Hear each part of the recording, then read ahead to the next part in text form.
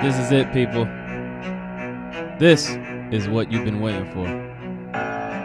This is Everyday Celebrity Podcast. The podcast for everyday people with everyday problems, trying to find everyday solutions to accomplish everyday goals. Let's start the show.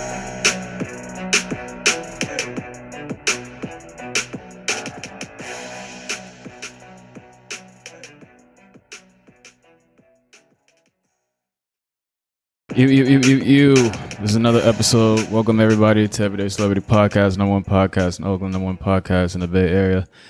This is your host, number one host in the Bay Area as well, Jordan Owandi, and today we have a very special guest.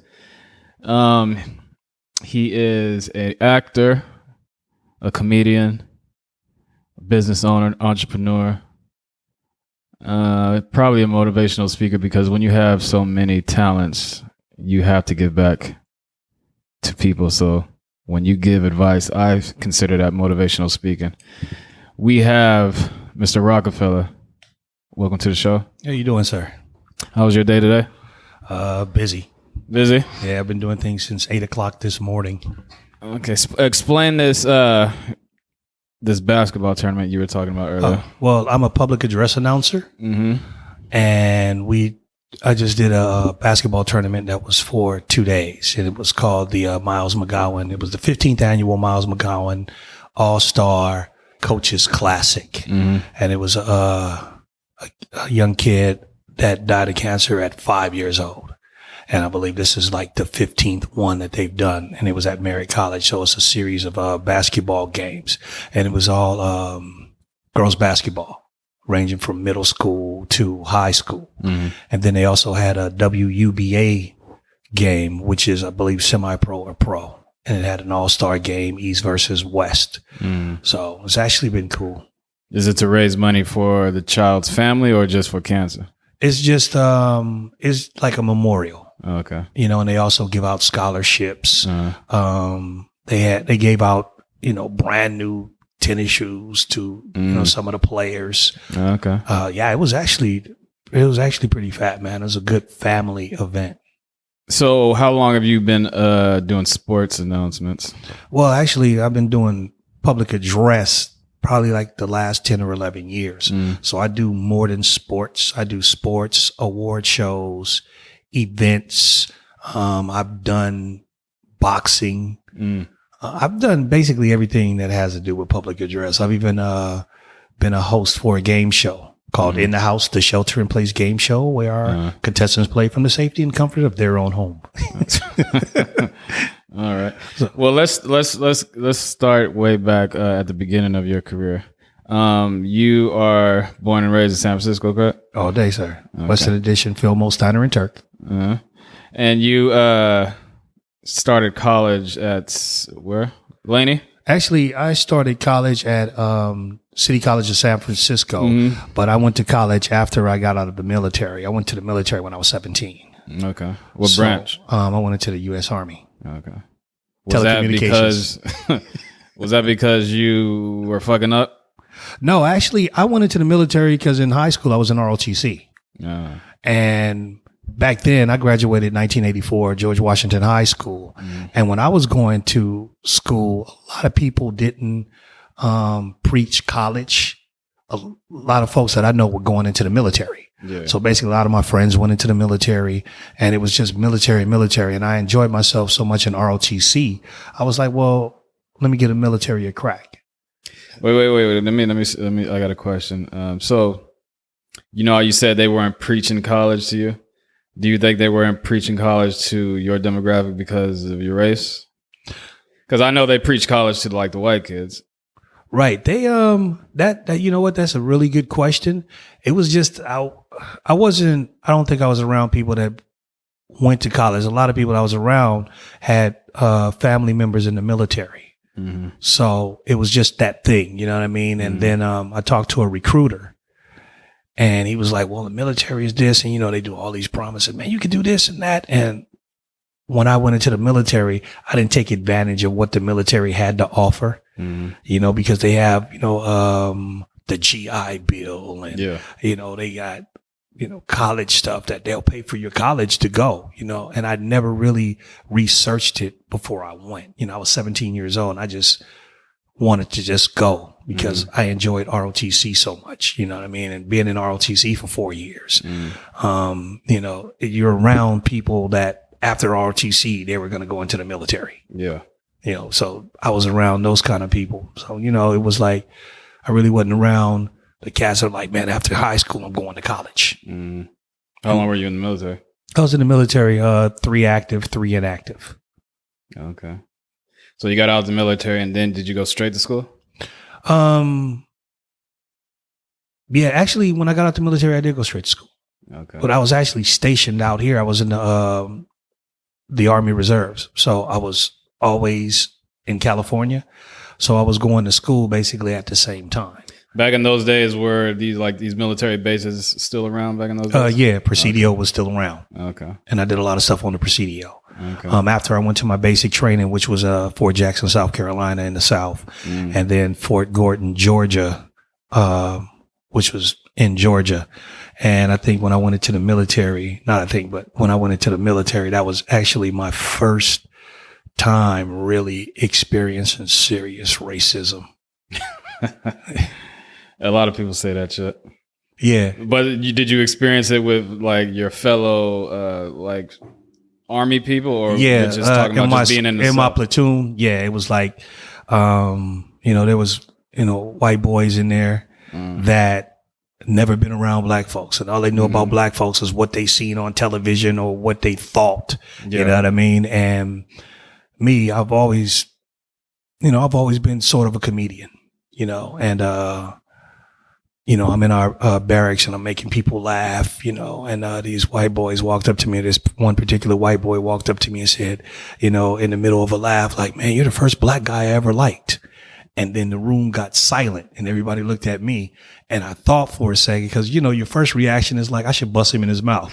But then I thought for a second and I was like, was that a compliment? You know what I mean? Just to ease the tension, because it was like my first day. Yeah.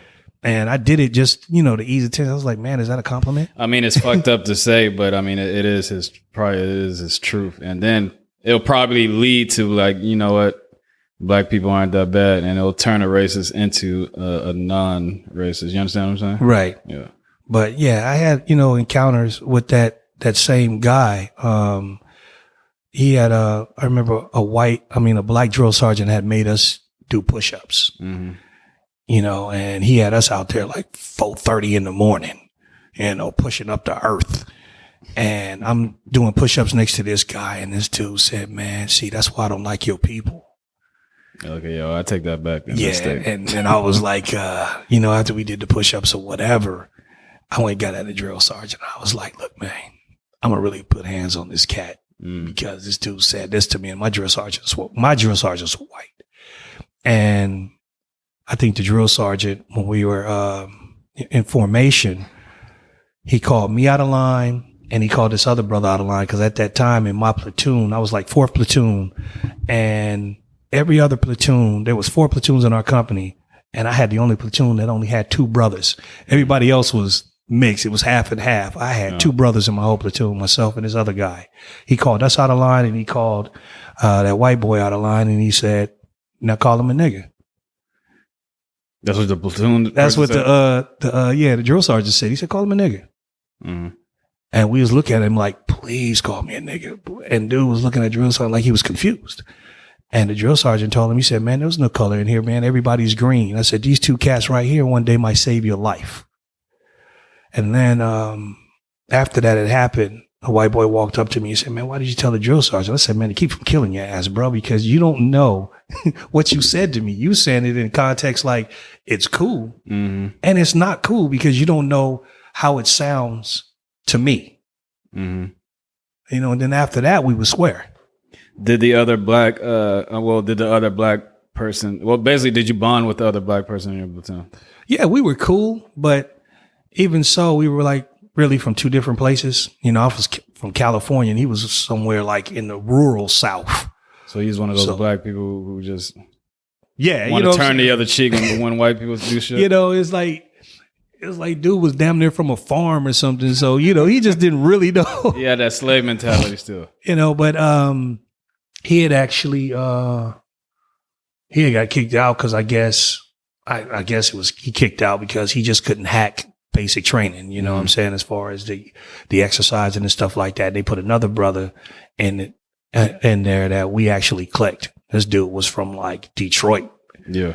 And we got along well. We was partners, you know what I mean? So after that, it was like, already 4 weeks in. So me and dude was together for like a month and, we was just hanging out. But I was also friends with the other platoons, that had all the brothers. And I remember one time we was in formation, his brother walked past us and he was like, man, where's all the brothers at? And he's like, okay, one right here. And they go the other one. And then he walked up to me and he whispered, but he whispered loudly. He say, hey man, if any one of these white boys get out of line, we downstairs. I was like, yeah, okay. And then I looked at the white boys like, yeah, bro, I ain't here by myself. Yeah. So explain the process. A lot of people don't know shit about the military. I mean, they know of the military, but they don't know the process of joining the military. What was your process of joining? Going to basic training for 2 months. Did you have to take the ASVAB test? Yeah, I took the ASVAB. And the Army is what you specifically were aiming for. You weren't aiming for like the Air Force. No, I wanted to go in the Army because in ROTC, I was in, the Army ROTC. And then the Army actually had way more job choices than anything. And if I'd known that, I would have explored more. Because I just picked the first thing I seen that was in communications, which is a telecommunications center control operator. Did they give you a list of job options based on your score? Actually, they did. Okay. But I didn't really study it. You know what I mean? I just seen the first thing that said communications, and I was like, I want to do this. But I never knew that you can go in the Army and be a DJ. You know what I mean? And learn radio. I had no idea. Like there's jobs in there that you could have done. I mean, you can go in the Army and learn photography. I mean, you can learn videography. Yeah, everything, and I never knew that. So I really didn't study my options because I would have probably picked something else. So you weren't into communications? I was in telecommunications. No, I'm saying, but you weren't passionate about it. You just picked it I picked it because it was communications. Okay. So, did you have, where was your boot camp? My boot camp was in, Fort Jackson, South Carolina. So when you left San Francisco, I'm assuming that's where you left out of? Yes, sir. San Francisco. And then when you touched down in South Carolina, like when you hop off the plane or bus or whatever, did it hit you like, oh shit? Yeah, it was hot. It was hot, bro. And my dumb ass, I went in the Army. I had just got a fresh curl like 2 weeks before I went in the military, which was stupid. What year was this again? This was 1984. And I already knew that I was going in the military, and I decided, let me get my curl fresh right quick, knowing that as soon as I got off the plane, like a day or two later, they was going to cut my shit off. You know what I mean? And when I went there, I'm from California. We kick back. Everybody thinks that, we beaches and lazy. And I had an attitude. I'm 17, wasn't, used to the environment. And I think I pissed off some drill sergeants when we were in line for the haircut. And I was about maybe 150 soldiers back, and they took my black ass out of line and put me next. You just like, I'm not fucking cutting my hair. That's what you were saying? Yeah, I was just, I just had an attitude. Some drill sergeants walked up, they seen this long ass curl. Where you from? And they just all in my face, and I'm just looking at them, like really staring them down. And they was like, yeah, we got something for your ass. Took me out of line, put me next. It's like, now you next. And I had an audience when my hair was getting cut. So you see these curls just falling, and I had an audience and I was pissed. Like that day I wanted to go home, but I was like, nah, man, let me tough this out.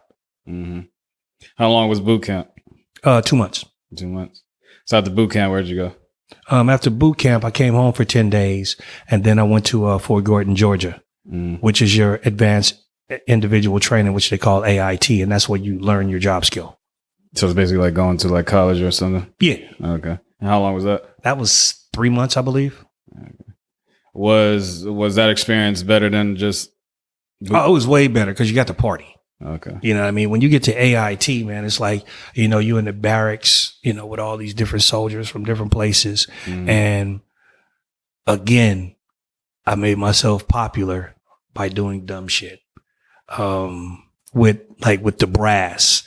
When I got back from California, I bought a BB gun, right? A 357. It was a pellet gun. So I decided to take it with me like a dummy.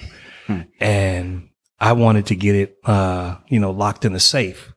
So I thought it was smart to walk in where all these officers were with this 357, pellet gun that looks like a real 357. And I held it up and I was like, excuse me, I would like to put this in the safe. And all these cats hit the floor like, call the MPs. And I just dropped it. I was like, dude, it's a pellet gun. It's not real. Y'all take this and, you know, do whatever with it. And they was like, why the hell would you do something like that? And I think they ended up throwing it away or something. But did you get in trouble? Yeah, from that day on, they was just like, this guy. Okay. So after you finished A school, where was your first assignment? Presidio. I was at home. Oh, yeah. Okay. They wasn't going to send me anywhere because they thought that if they sent me somewhere, they was probably going to end up sending my black ass back home because I, you know what I'm saying? It's just like I said, I was 17, man, and I just thought I could have an attitude with everybody. So I was actually really stationed on the Presidio. Okay, so a lot of people don't really know the history of like the Presidio and like all these bases out here because all they know is that all they do is see abandoned like buildings and shit. So what was it like out here in the Bay Area when the military was here? It was cool. I mean, because the Presidio, after I got out the military, I had my cousin was in the Army and his wife was in the Army, and they were both stationed on the Presidio. So the Presidio, I mean, they had these cool ass apartments. I mean, you don't pay for them because you're in the military. You know what I mean? So I used to hang on the Presidio a lot. And also on the Presidio, on the backside of the Presidio is a beach called Baker Beach. And Baker Beach was a nude beach. And, we little horny cats, we used to just go down there and just sit on a rock and just watch folks. Okay. Was Treasure Island military too back in the day? Treasure Island, I believe, used to be military, but it hasn't been. Yeah, it hasn't been military in a while. But yeah, I was never on Treasure Island. Yeah, I was always on the Presidio. But the Presidio was cool because even when I was in high school, my high school was only probably half a mile from the Presidio. So I used to go to the Presidio a lot with some friends of mine. A lot of Army brats. What we call Army brats is kids of military personnel that just, they just travel. And a lot of cats that I hung with, their families were in the military. So I used to hang with them dudes, and we used to hang on the base. They had a basketball court, bowling alley, the whole night. It was like a little city on the base. So that's where I was always at. So you never migrated to like, I'm going to go to Oakland today and shit like that? No. I was always, in high school, I was always on the base. I didn't start really hanging out in Oakland probably until I got older. What is some positives about being in the military, and then what are some negatives, do you think? I think the positives about being in the military is that, especially the Army, is that you can go in there and find a career. A lot of things that you want to do, you can do in the military. You can learn your job training there. Like they'll train you and then they'll give you the experience. So when you get out of the military, or it depends on how long you stay in the military, you got at least 3 or 4 years experience in that job. So had I went into like radio, once I got out of the military, I'd have been 3 years in, and I could have been in a radio station like, hey, I was in the military doing, radio. I was in this country, that country, the whole nine. And they would have chalked that up as experience, which would have been cool. So I already had the experience to do it. The negatives is just, it's a routine. Yeah. You can't, like, if you just wanted to decide to go on a trip, you just can't do that. It's like, you got to get a leave. You got to do this. Some of the people that you deal with, you might not want to deal with. You got different ranks. It's that part of it is just strict. You're like forced to be around people you would never be around. Right. Normally. You know what I mean? And then you're forced to respect people that you would never be around. Like, if you know that this cat is probably from the South and a prejudiced motherfucker, whatever, if his rank is higher than yours, you have to respect that no matter what you think about this cat. Yeah. Yeah, that would suck for me. So after you got out, did you go back home to like the family? Yeah, I came back to San Francisco and I actually got into stand-up comedy back in 1986. So actually, I was still in the military. How did that happen? An epiphany. People always said that I should do comedy. Okay. You know, I used to do like a lot of impressions of cartoon characters when I was like 10 and 11. So I was always making people laugh. Even when I was in the military, I was always making people laugh. So when I got out, there was this comedy club called the Holy City Zoo. And this is a club that, you know, Robin Williams used to perform at, Ellen DeGeneres, Rob Schneider, you know, all of these folks used to go there and work out. There was a good little workout room, and this is a real small club in San Francisco. I found out about it, and I was just like, man, let me do my crack at comedy, because I was always a writer. And I always, you know, study comedians. So I was just like, let me write a little bit and go do comedy. And so it was like an open mic night? It was an open mic night, yeah. And I went on there and I think I had like a navy blue blazer. You know what I mean? I went in there sharp and I went up on stage like 11:30, 12 o'clock when nobody was really trying to hear comedy. You know what I mean? There was nothing in there but comedians and maybe 5 people in the audience. And everything I told, I didn't get a snicker. But I went up there with all these fake credits like, yeah, he's been on Soul Train. He's been this, because Soul Train used to have comedians. So I went up there with all these false credits, you know what I mean? Did my thing. But the club manager liked me because she liked the way I put my jokes together. And I told it fluently. So I went back the next week and I went up probably like 4th. And when I did my show, people liked it. You know, I was on stage probably about 6 or 7 minutes and they liked my acting. I was like, you know what? I can actually do this. Were you getting paid? Not at that time. When you're a comic, man, you got to do a whole bunch of open mics before anybody even offer you a job. So I was doing a gang of open mics, like for at least 3 or 4 years. And at that time, they had organizations. I think there's one organization called the Foxes. And they were an organization that books comedians. But, you know, a lot of the comedians they were booking was white. You know, they didn't really book no brothers until like, you know, the Def Jam days. You know, that's when they start booking brothers. But I did my thing for about 3 or 4 years before my first paid gig. And in between the time doing comedy, I got into television in 1989. What was television? Man, I was a big fan of Soul Train. So my first show was a dance show called And the Beat Goes On. And I just invited people I used to go to the club with. Because, you know, when you're young, man, I had a club to go to 7 days a week. I was always at the club. And dancing. Always. You know what I mean? And then sometimes if you get booked to do a comedy show, sometimes you might open for somebody bigger. You know what I mean? And most of these times, the comedy shows were at a venue that wasn't a comedy club. It's just at a venue. Then after that, there's a party. So you're just there, you know, you're always in the atmosphere. So, I mean, I used to party my ass off. So I was like, hey, I want to do my own dance show. And I discovered public access television on a fluke. Did you come up with all these ideas? I mean, you say you were in the club all the time. Did drugs come apart, like tripping on acid and shit? You come up with Never. Okay. I don't even smoke weed, bro. Okay. I mean, the only thing I do or used to do a lot is drink, but I was never into drugs. And it just wasn't my thing. You know what I mean? So no, I was always cool, man. You know, at the club, tossing back a few, trying to get us some females. You know what I'm saying? That was about it.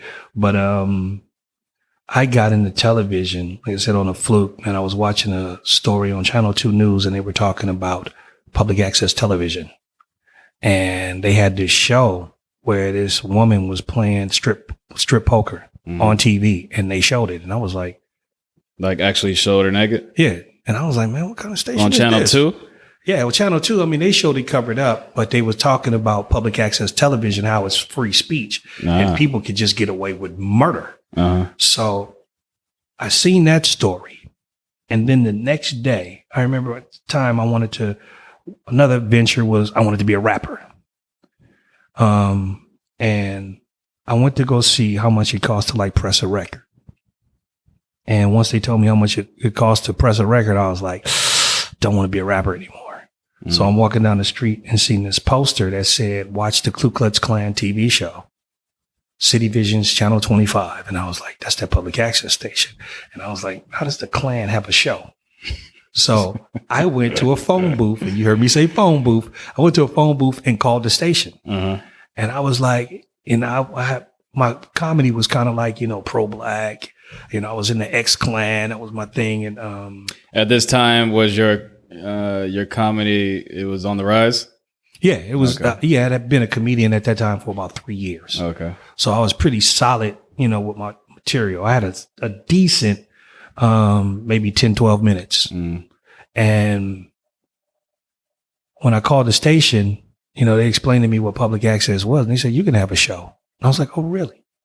So they told me I had to bring in like proof of San Francisco residency and a energy bill or something like that. I just happened to have a phone bill in my pocket, and the station was half a mile from where I made the phone call. So they were just giving out shows. They was just giving out shows. So, but you had to create the show. You had to create the show. So I actually walked to the station from the phone booth, signed up for it. They told me what I had to do. They gave me this big list of people that was qualified to use their equipment. You had to make all the phone calls. Hey man, I'm doing a dance show. Could you come do camera? Could you direct? And the whole nine. And, did you have to do the show at that space? Yeah. Okay. Had to do it at the space because they had all the cameras. They had a camera, they had a small studio, 3 camera shoot. You couldn't take the camera and be like, yo, I gotta film. You had to be on you had to go through their training in order to do that before you could check cameras out. So I just did it at their studio, and I invited all the people that I used to club with down at the studio. So I used to have, 20, 25 people in the studio. Got a little soundtrack. We used to dance off of different music. It was actually pretty cool. So it was basically like Soul Train. It was basically like a Soul Train. But what I decided to do was interview a lot of local recording artists. So I found, a lot of local recording artists, and I would interview them first and then play their music, and then we would dance to their music. How long did that last? I was doing it in the Beat Goes On probably about a month before I ran into another producer that was doing music television. Like I knew about music television, and I called like Capitol Records, and they was like, sure, we'll send you some videos. So the first video I ever played was MC Hammer Dancing Machine. And this guy that ran in, he was just doing music television. And I was like, oh, I like what he's doing. And our times actually ran into each other to where I was supposed to be shooting a show, but I didn't have any crew. It was just like me and maybe 1 or 2 other people. But he had a full crew. And he was like, look, man, if you let me get some of your production time, I'll let you use my crew. And I was like, cool. So, after he finished taping his show, I was watching his show. I was like, okay, this is music television. He's doing interviews. This is cool. I did my dance show. I had like 20 people in my studio, and he's looking at my show like, damn, this is cool. So we just collaborated. And from there, we was on the air probably about 2 or 3 years with that show. Is public television still around? I believe it is. They have a public station in San Francisco. They used to have one that was located in El Cerrito. They had one in Oakland. Usually most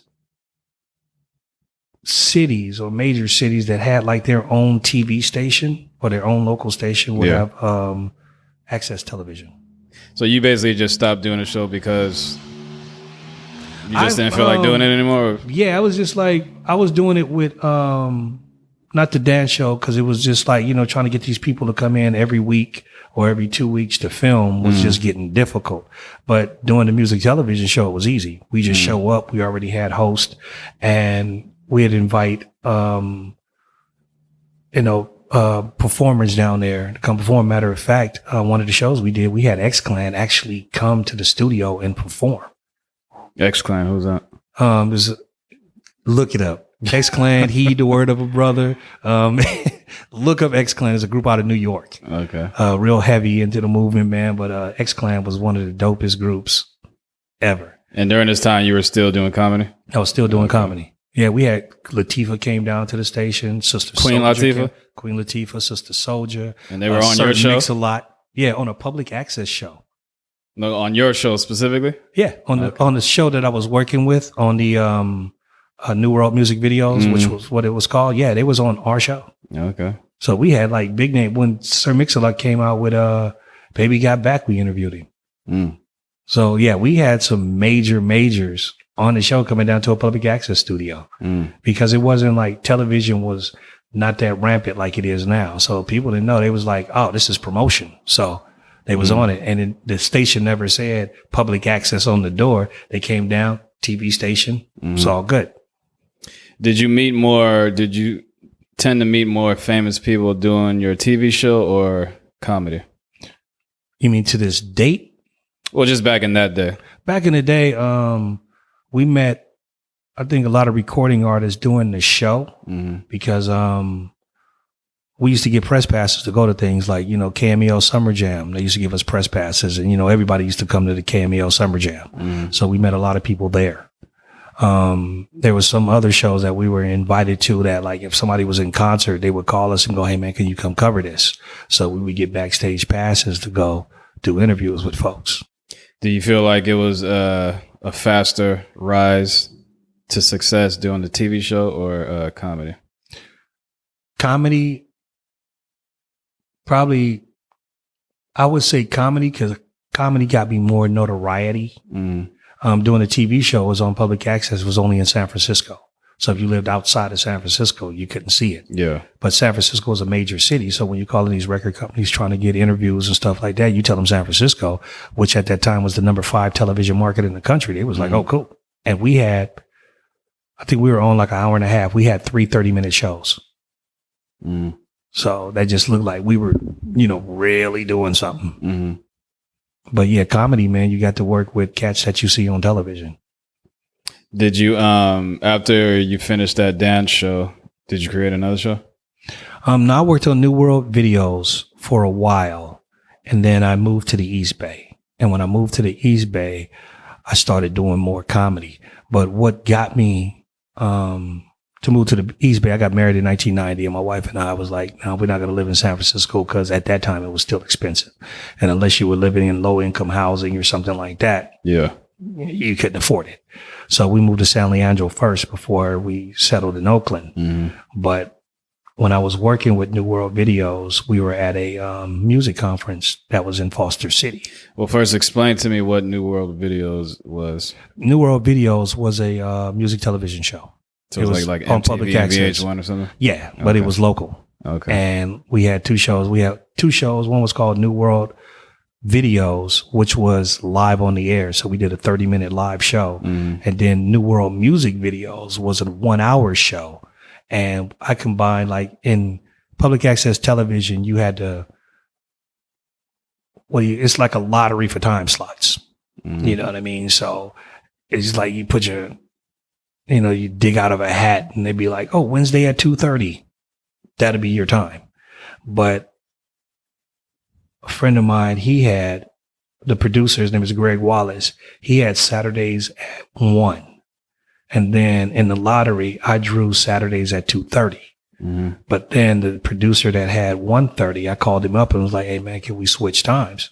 He was like, cool. So Greg's time was at 1, mine's is at 1:30, and we just combined the 2:30 minutes to make an hour. Did you enjoy the television side better than the comedy? I actually enjoy both of them. Comedy is performance. You know what I mean? And I really like performing, in front of you, because comedy is like, you have to get up there and actually provoke people to laugh. You know what I mean? So that was real fun to me, but comedy got me more notoriety because people used to want me to do kids parties and, they didn't understand what comedy was, or, somebody like, hey man, I'm having a retirement party for my parents. Can you come do a set? And I'm like, you serious? And I was like, man, you need a couple of $100. Okay. I'm on my way. What is the time where you were like, you know what, I'm really making it in this business, when you realized it? When I appeared on BET's Comic View. Okay. First season. Yeah, that's a big thing. Yeah, everything, like, I think everything in my life, which is funny, it just like, it corresponds. You know what I mean? Like when I got into public access television, you know, I seen a story on TV about public access television. And then the next day I see a poster that's talking about the same station. You know what I mean? When I got into, television, I'm at a music conference, and at that music conference, I knew the producer of the music conference, and there was a comedian on stage failing. Like, he was horrible. And I went up to the producer and was like, dude, let me get 5 minutes. And he was like, you can't do no worse. And I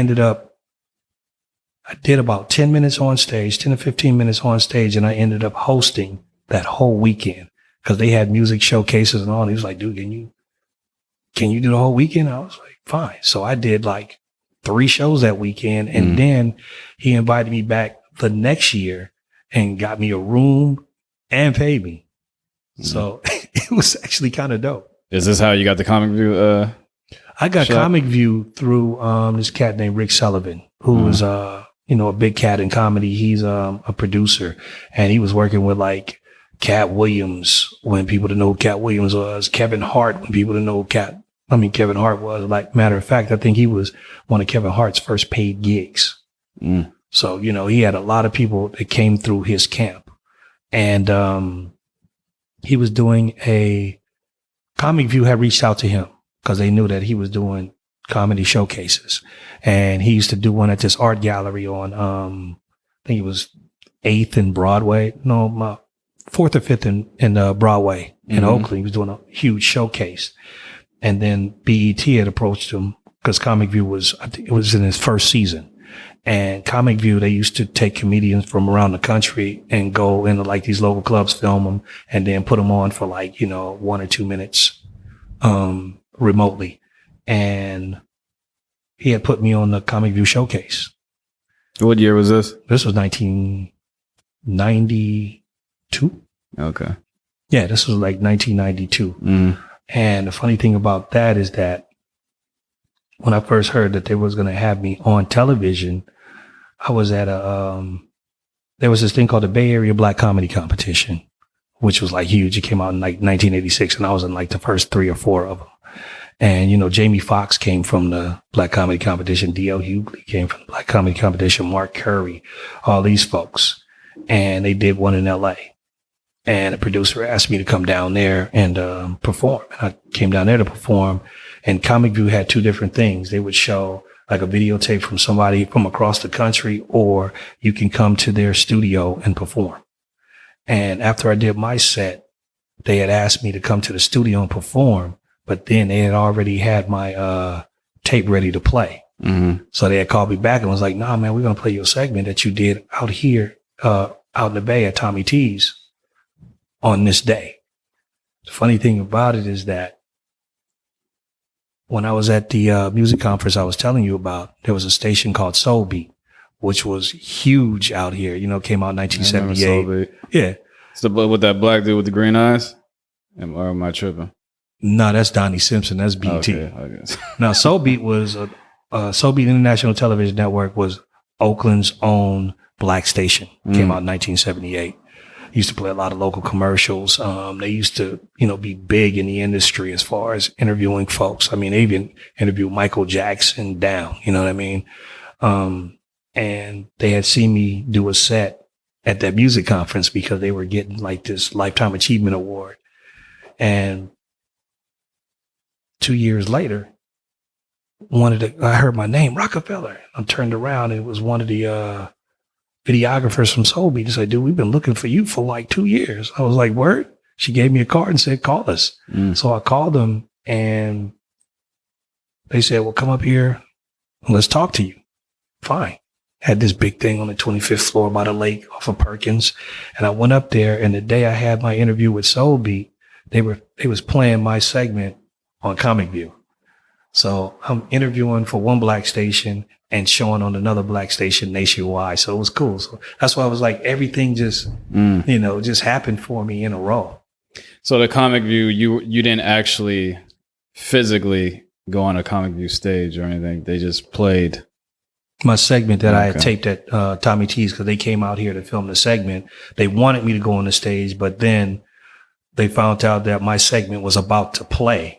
So they was just like, you don't have to come down here. We're going to play you anyway. So after that happened, did your life change? Like being featured on BET's Comic View? A lot of people I got noticed a lot. And I really didn't take advantage of it. You know what I mean? It was like, in what way? I got it. I was working for the station Soul Beat, and I was on the air like 5 or 6 days a week. I actually had a morning show that was like 5 hours from like 7 to noon. And I got so inundated to what I was doing with television. I mean, I was still doing comedy, but then the comedy just started tapering off because I started liking television more than trying to find performances. Yeah. So it kind of like tapered off for me. And then I just strictly was doing television. You know, I started my own company in 1995 doing television because I liked the aspect of music television because, I was meeting people.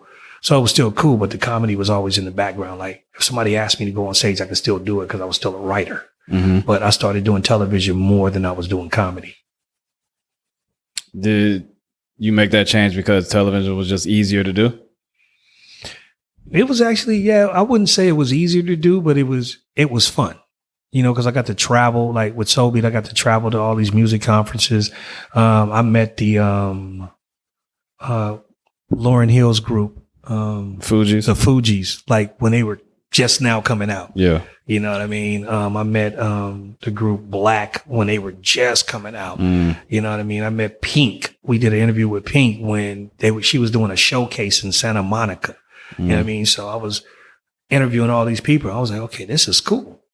So I got into the hosting thing more than doing the comedy. But the comedy was, it was always lurking, always there. I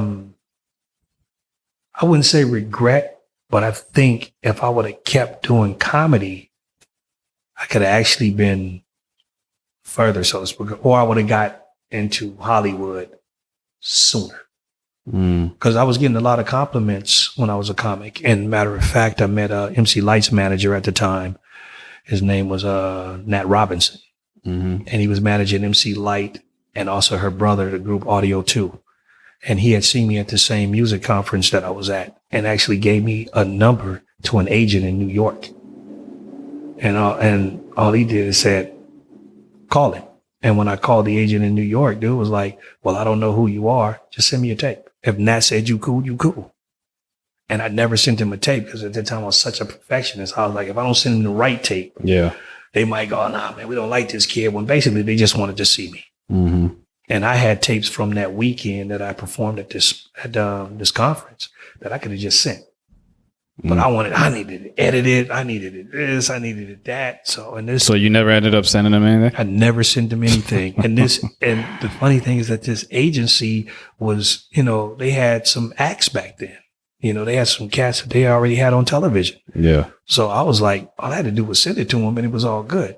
And then what I didn't do is that since, Nat was already managing folks, I could have been like, well, bruh, since you're managing, guide me, hook me up. You know what I mean? And I never thought about that because it's like MC Light was still doing music videos back then. I was like, man, just put me in a video. I'd have went broke flying to New York. Like, dude, just tell me where to be. You know what I mean? But I never took advantage of it. I never thought ahead, so to speak. Did anyone give you any, did anyone tell you like, oh, you should move to like New York or move to LA? And because you're in the business that is basically in LA or New York, those big markets. Yeah, people always say that. Like every comedian out here, they always like, well, you need to move to LA. And there's a lot of comedians that, move to LA and prosper. Why did you stay in the Bay Area? Because I love the Bay. The Bay was just my thing. And I'm like, if you're hot in the Bay, then people will hear about you. Because the Bay, it's big, but it's small. Yeah. You know what I mean? So it's like, if you're hot out here, and I was doing shows in the 3 biggest cities out here in the Bay, which is San Francisco, Oakland, and San Jose. Mm-hmm. You know what I mean? So it was like, if you're big out here, people are, hey man, I want to talk to that cat. You know what I mean? So that's when I actually started getting paid shows just by doing that. So, you know, the Bay was lovely to me. And then I was still, you know, doing television with Soul Beat and the whole nine. So my thing was, I was performing with LA comics, and some of them cats were cutthroat. You know, I didn't want to go down to LA, and I got a good bit, you know, at an open mic night or whatever. And these cats steal your set. You know what I mean? And some of these dudes were already, you know, doing television because they were already where the industry was. And you didn't want to hear your joke. Like, man, this mother, you know what I'm saying? So, that never happened to you? It happened to me once out here with this dude. So one joke, but everybody knew it was mine. So every other comedian was calling him like, man, why you stealing rock shit, bro? You know what I mean? So, so you were talking about back in the day, all these independent like radio stations and TV shows, networks. Do you think that nowadays, because I don't think you can find that nowadays in the Bay Area, or that many as what you were talking about back in your days, do you think that the Bay Area should go back to that? More people should like create these platforms for other people? Well, since you got social media. Yeah, that's what I was about to say. Yeah. Do you think social media took over that? That's what it did. Because people don't understand, even doing a public access show, it was a hustle. But people had the love for what they did. You know what I mean? Like, my thing was, I've always been a writer. I've always been a big fan of formatting. Like, even when I had my first TV show, I had it down to the minute what I was going to be doing. Okay, this is the interview segment. This is the dance segment. This is the video segment. You know what I mean? I had it scripted. And anything that happened back in the day, like, even look at recording artists, man. If you was going to interview a recording artist, he'll come to you with a package. You know, he'll have a folder with his picture on the front, headshot in, some tear sheets, tape, you know, the whole nine, and be like, this is me. And them folders are probably costing cats $7, $8 a package. Whereas now, in, you know, the social media world, or when everything is easier, I've had people just walk up to me with something written in Sharpie. It was like, hey, bro, I want you to give me $15 for this. You know what I mean? So social media has made everything easier to get out there without the hustle. Yeah.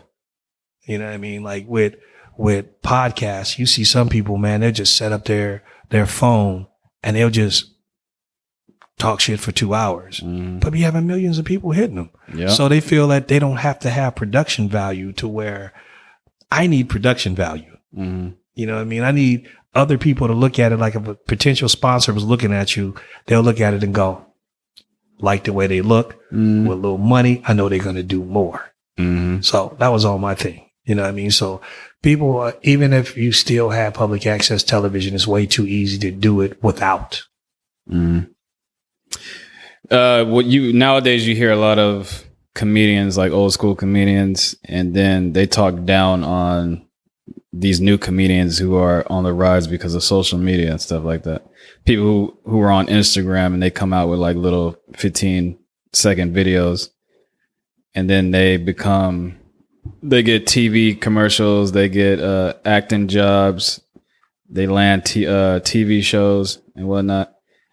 And then you have a bunch of old school comedians who say, okay, well, you guys didn't put in the work like we did. Like, we had to, just like you had to do all these open mic nights for all these years. Do you think that's a fair assessment? Yeah. I mean, social media is like this. What a lot of the older comedians say is that you don't have stage time. You know what I mean? So you being funny and getting a couple of million hits doesn't equate you to doing 5 to 10 minutes of straight material. Yeah. Because that's your thing. And some of these cats, they use their popularity, to get on. And then you got producers that go, oh man, let's get 5 million hits from these little videos that he's doing. Let's invite him to headline a show. And I'm like, a headliner, man, is doing 30 to 45 minutes. And all you got is some YouTube clips, and they go up and just make up shit on stage, or they think of what they seen another comedian do and then steal his material because they don't have stage time.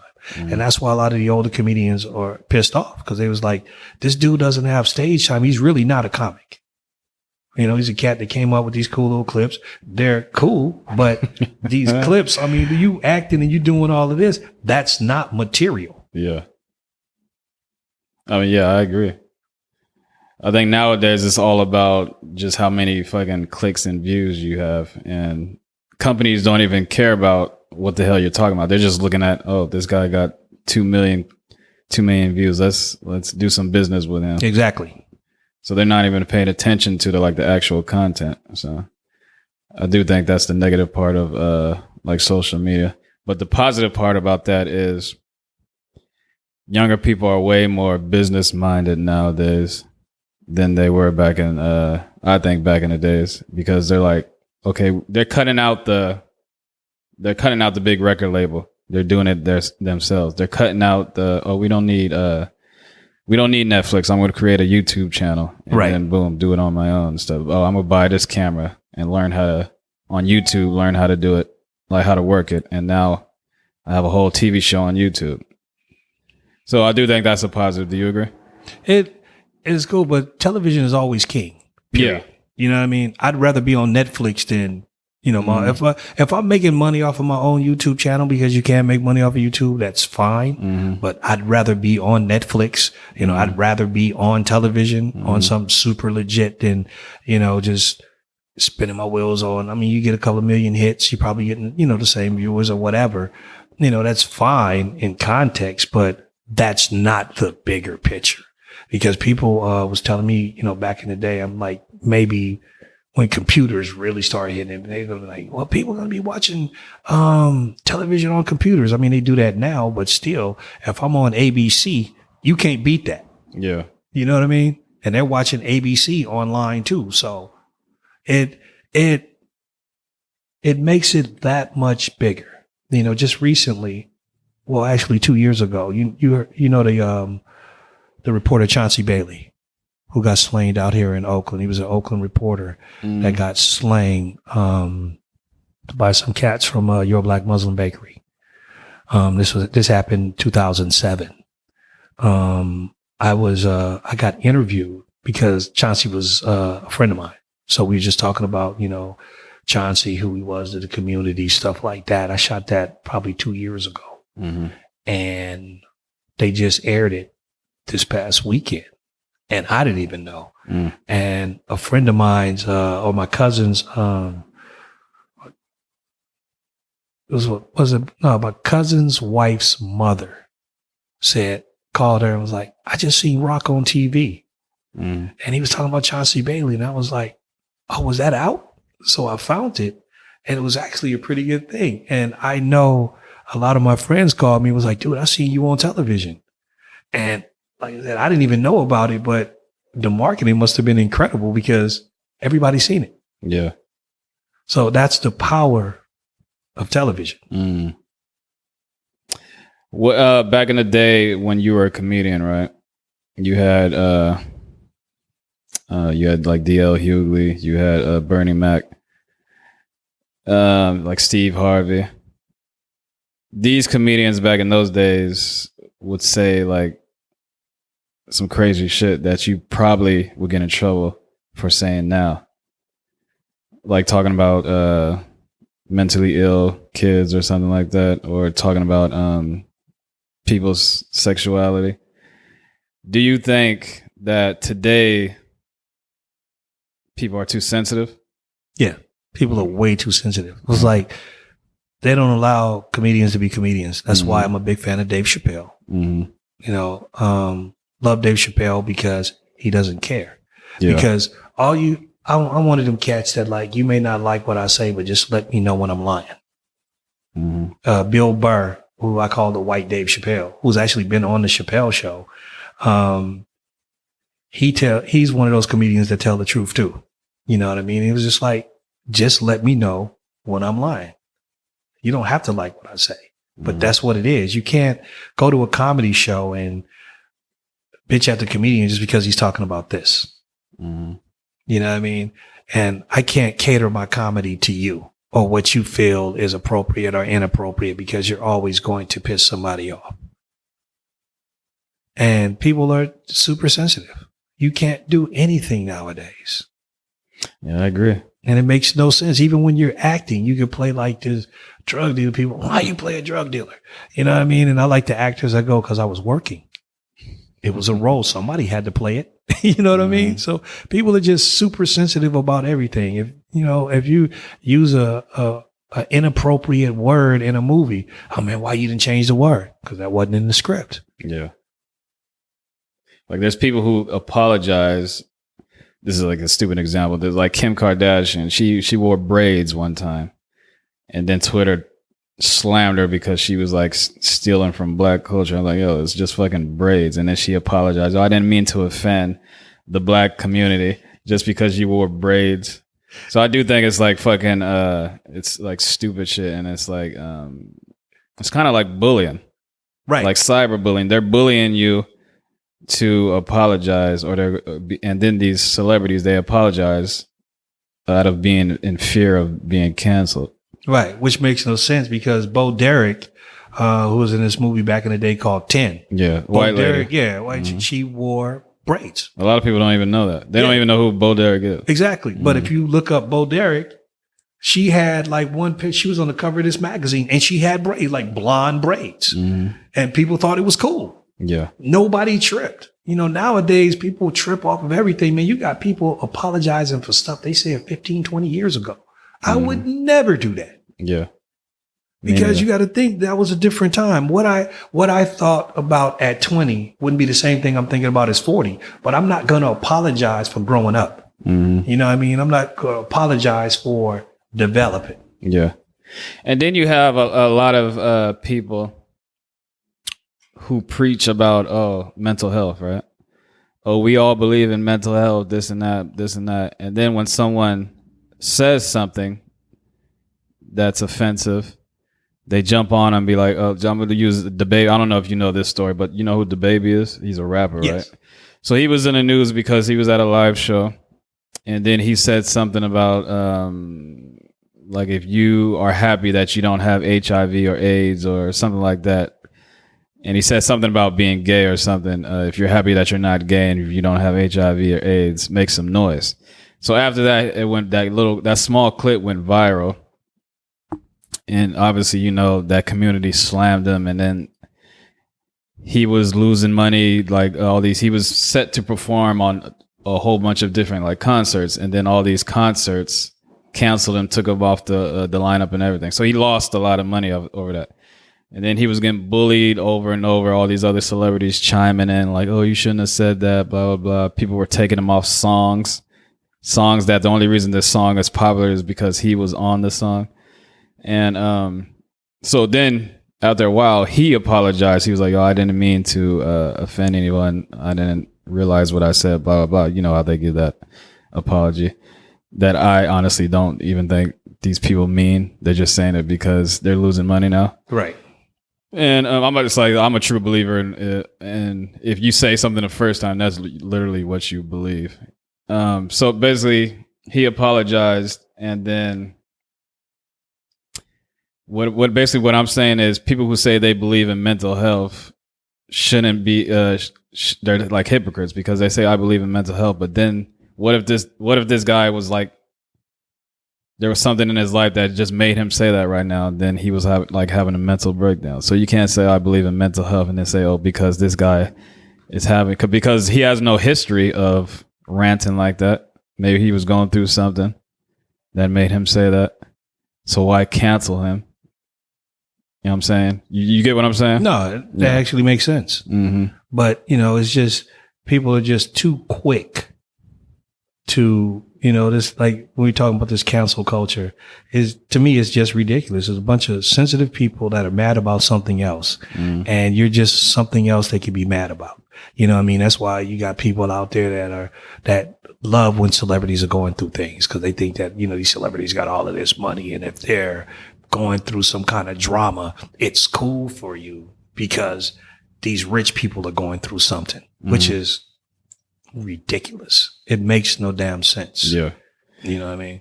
Well, another stay on cancel culture. Do you think they're quick or even more faster to cancel African American men than they are to cancel white men? And I say this because if you look at history, Woody Allen, for example, Woody Allen molested his daughter. Right.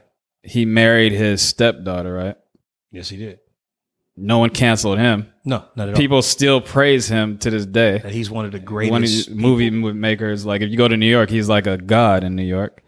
No one canceled him. Hugh Hefner had what's that girl that used to run around with Michael Jackson? That white lady. Brooke Shields. I don't know if you know this, but Hugh Hefner had Brooke Shields when she was like, I think like 12 or something, posing Playboy naked, nude. And you can see this online. They still have these pictures of Brooke Shields naked as like child in Playboy. No one ever canceled him. Before he died, he was like treated as a god as well. So he was praised. So my question is, and then when black men do something like Tiger Woods cheated on his wife, they canceled him. I mean, everyone cheats. I mean, not everyone, but there's been a million, or not even a million, thousands of men other than black people who cheated on their wives. Nothing happened. Tiger Woods, what else? You have the baby, like I just said. So you have numerous accounts of black men doing little things and they're canceled, losing money, taking money out of their family's mouth. And then you have these white men who do these crazy shits and no one even mentions it. One thing, speaking on Playboy, I'm a big Playboy fan. Because the reason why is because... Well, are you familiar with that Brooke Shields? The Brooke Shields thing, I wasn't familiar with, but I know that Brooke Shields' mother was her manager or her momager. And she used to get Brooke to do a lot of crazy stuff because they were paying Brooke, over the top. Yeah. I'm not familiar with the Playboy thing with the pictures, and I'm surprised I haven't heard about that. But the reason why I like Hugh Hefner, because he was a cool journalist. One thing he did is that he interviewed presidents. Martin Luther King and Malcolm X both did articles or stories in Playboy, and I think they were told by Alex Haley. He also was one of the first guys when he had the Playboy Club. He used to have black performers perform at the Playboy Club when white folks were tripping. Like he had Dick Gregory, Bill Cosby, a lot, Richard Pryor. A lot of these black folks performed in the Playboy Club. You know what I mean? So yeah, he also got the Playboy Jazz Festival to where he has, a lot of black performers when other companies were shying away from black performers. So that's one reason why I'm a big fan of Hugh Hefner, because he did a lot. You know what I mean? Especially for African Americans, as far as putting them out there, giving them a chance to do their thing and the whole nine, and they'll tell you that.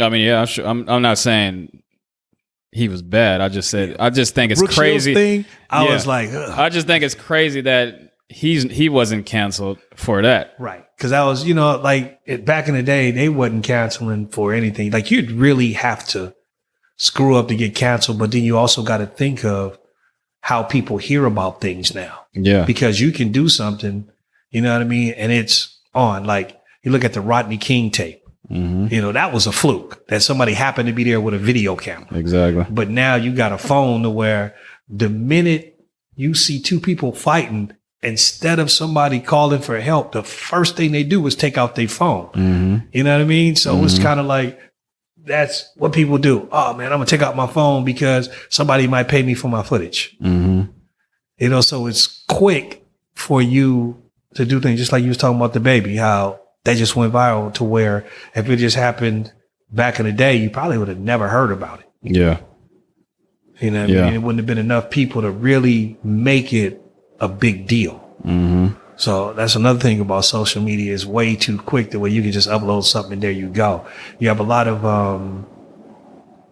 not only podcasts, but you got a lot of these, what I call these fake journalists that don't have a journalistic bone in their body. They don't research a story before they put it out. The first thing they do is put out the negative story just to see how many likes and viewers they're going to get without researching. And then once they research the story and see that it's totally opposite of what they reported, they just hope it just, goes under the rug and nobody remembers that they put it out. You know what I mean? So. Well, you grew up in the radio days, right? Yes. And then like podcast is like taking over now, and especially it increased dramatically during like this whole pandemic. Everyone was stuck in the house. Now all these celebrities have podcasts now. How do you feel about radio versus podcasting?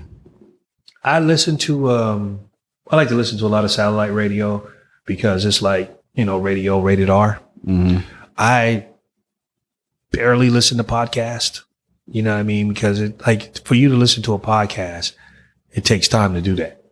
You know what I mean? And the only way you can listen to a podcast, like if you roll it in your car, or something like that, because most of these podcasts are like, an hour or longer. You know what I mean? So you really got to be into the subject or really be into the person to really listen to podcasts. And there's hundreds of thousands, if not millions of podcasts out there, and there's all these different ideas that you got to figure out, okay, these 20 or 30,000 cats are talking about the same thing.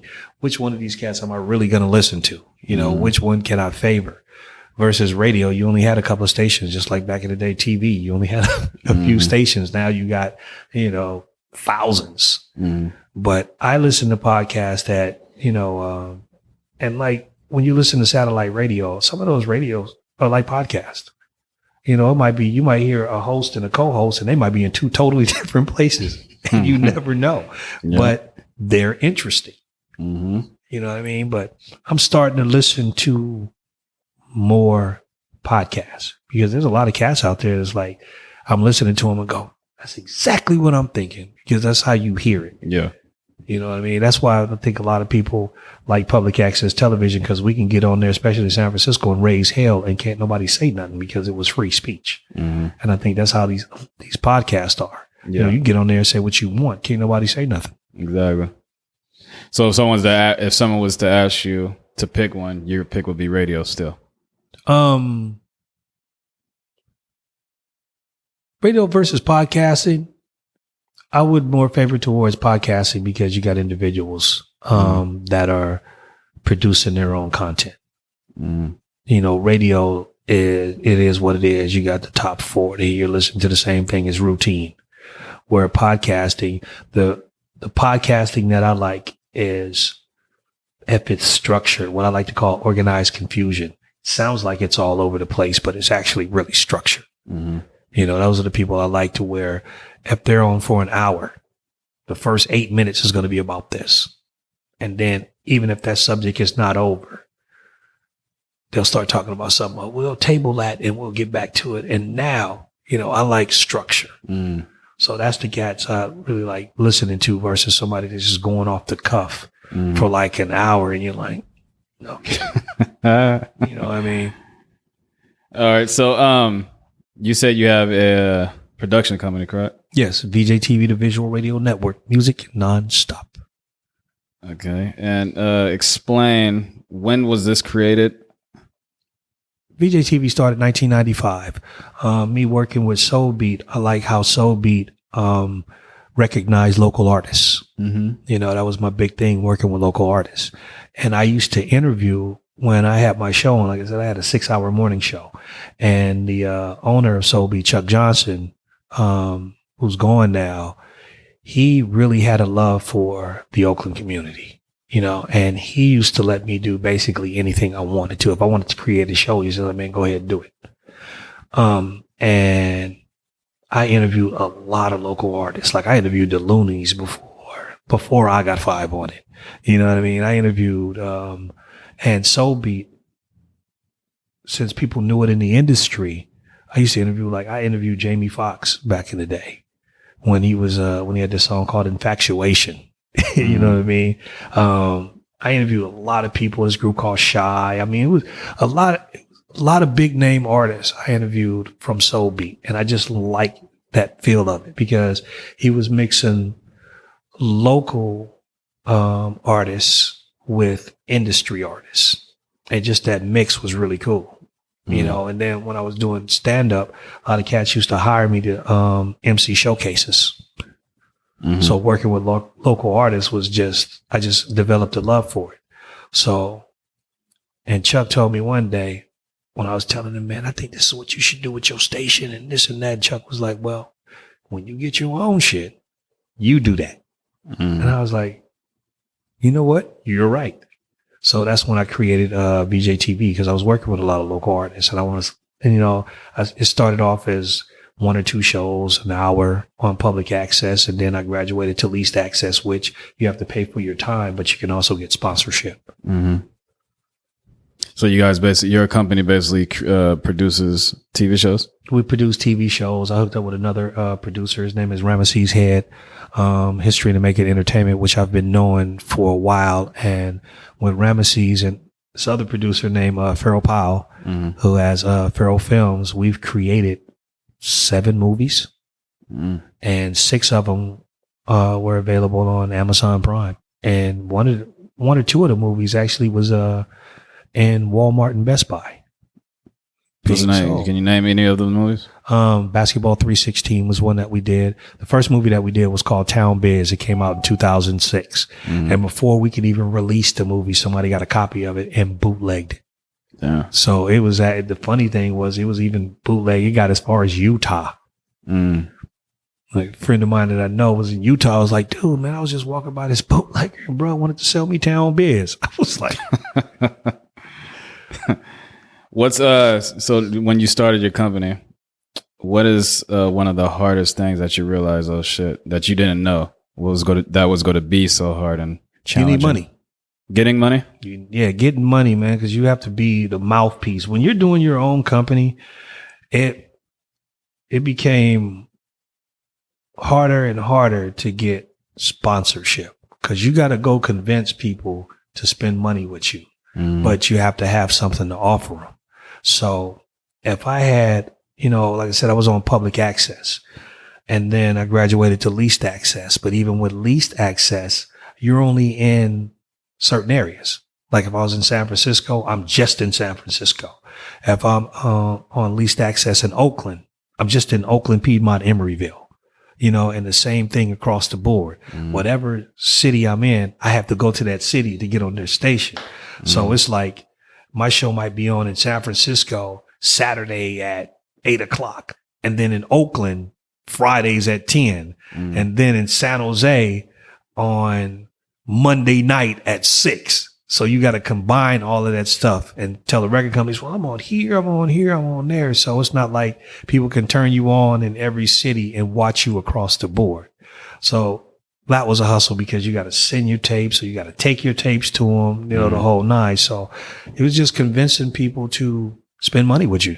Do you feel like you've become better at that through the years? Yeah, definitely. I've become better at it, but then I graduated from doing leased access television to doing broadcast television.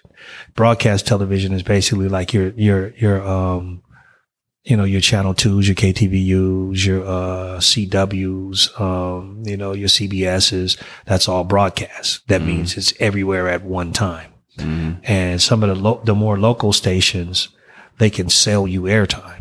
So now with cable television, these stations like Coffee TV 20 and KTSF 26, which is Mandarin programming, or I like to say foreign programming, they sell you time. So wherever you see an infomercial at, you can buy time. But you might have a show that's on at midnight because that's where the time is available. But the thing is that it's all over the place. Like I can tell you my show comes on Saturdays at 11:30 because I had a show called Nightcap, which is late night R&B, but it was it was reachable by 7 million viewers in all 9 Bay Area counties. Can't beat that. But even to do that, and the time slot really wasn't that expensive, but it can get expensive because if you're on every week. What's like the price range of these time slots? It just depends on the time. Because when you're dealing with broadcast television, it's like if you want a time slot between 7 and 11, which is known as prime time, and they have an infomercial slot or whatever opened up, you might be paying, $2,000, Okay. $3,000, because that's when everybody's watching TV. Whereas if you got a show on Friday at midnight, which it's like the midnight tier, you might pay $150, but you got to get people to watch that. And that's $150 per 30 minutes. Per 30 minutes. Okay. Yeah, somewhere 150, 250. It just depends on the station. Okay. All right. Can you give some people some advice?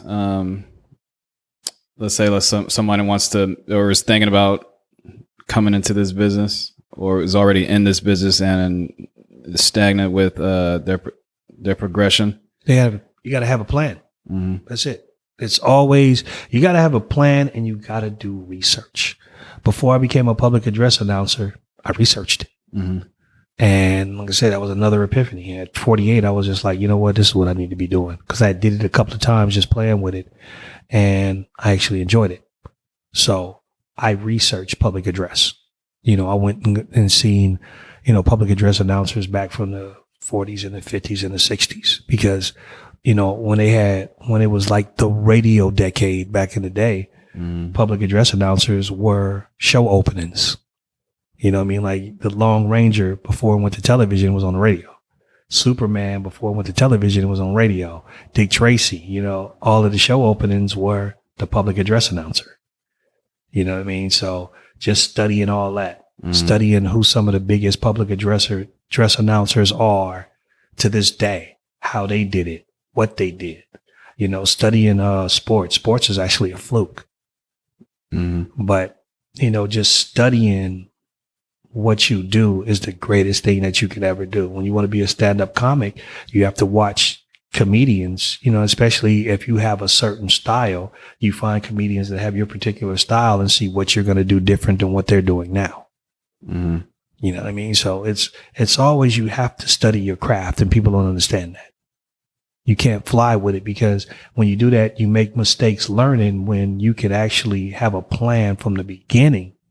Then you don't have to go through all of those mistakes. You go, okay, this is how this cat is doing it.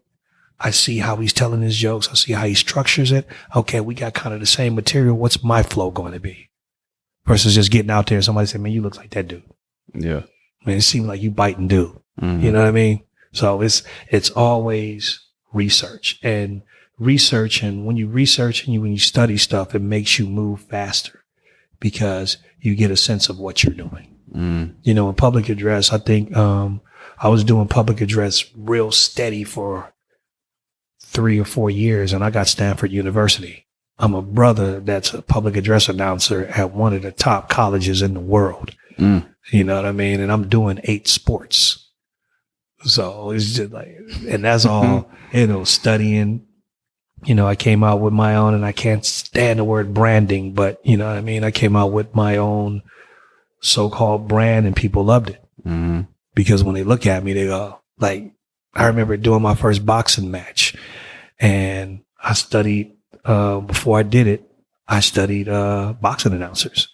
And, there's more than just, Jimmy Lennon Jr., you know what I mean? Yeah. And let's get ready to, you know what I'm saying? It's showtime. You know what I'm saying? And Michael Buffer, it's more than that. There's a Diamond Dave Diamante who used to do stuff back in the day, so just studying them and seeing what their style was. And what I did, when I became a public address announcer, my first boxing match, I went out and bought this silver jacket. It was like a silver tuxedo jacket with the black lapel. And I was like, I'm going to go looking like a PA announcer. I had my own wireless microphone with a mic flag around it. And when I went to it was in San Francisco at the Fairmont Hotel, I remember going into the dressing room and changing, and then coming out, walking into the stadium, and the security guard, who didn't even know me, see me walking towards him. And it was people at the door, and he was like, hey man, y'all got to move to the side. Here comes the ring announcer. He just knew. And when I walked past him, I was like, you get it.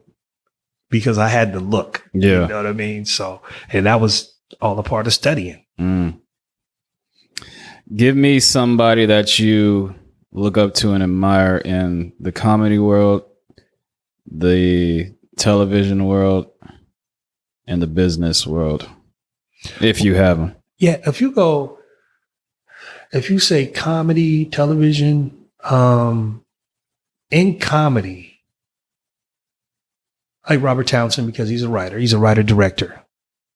I like Robert Townsend. I love Bernie Mac because Bernie Mac was just real. He's a real dude.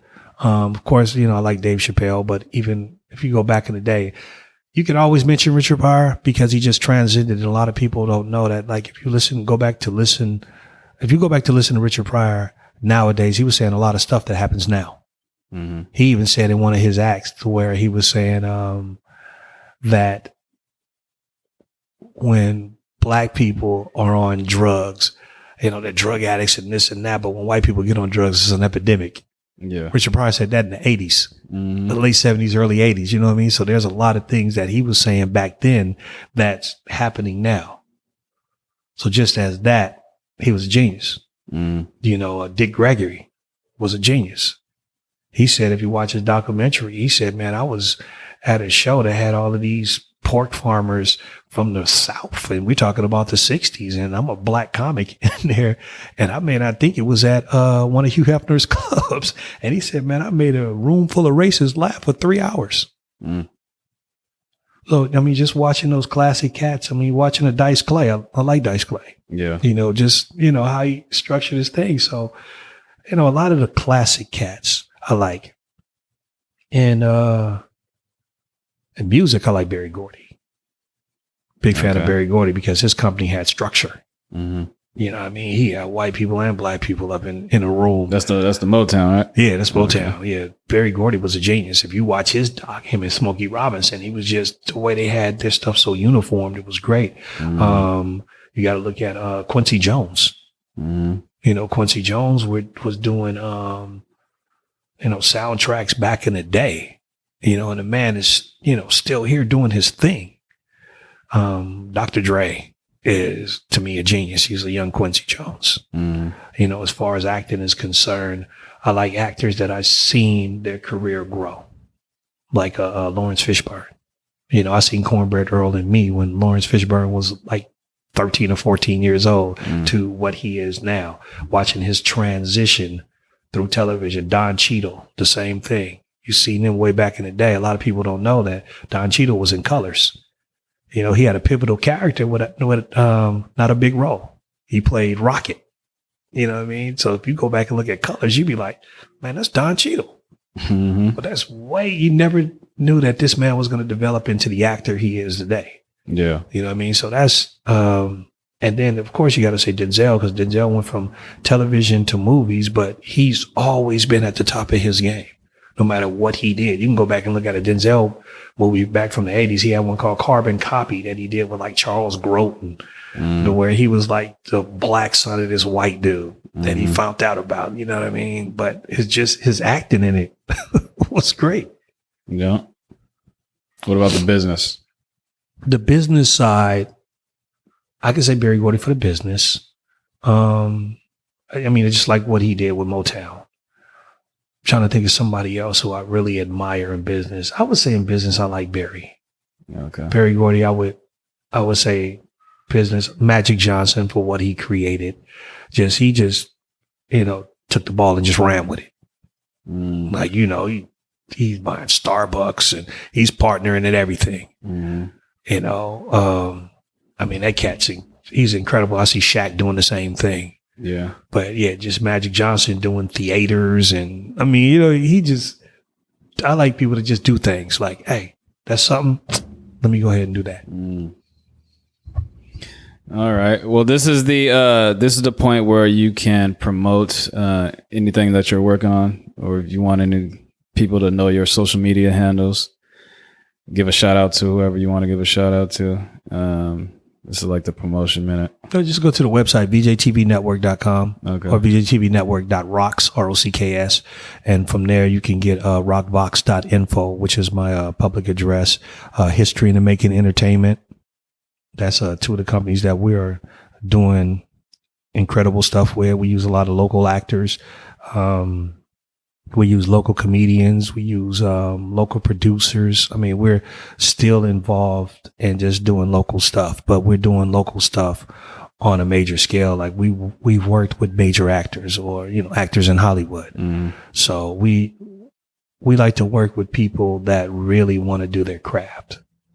That's our thing. You know what I mean? So if you want to get to all my social media, you can always go to VJTVnetwork.rocks or historyandthemakingentertainment.tv.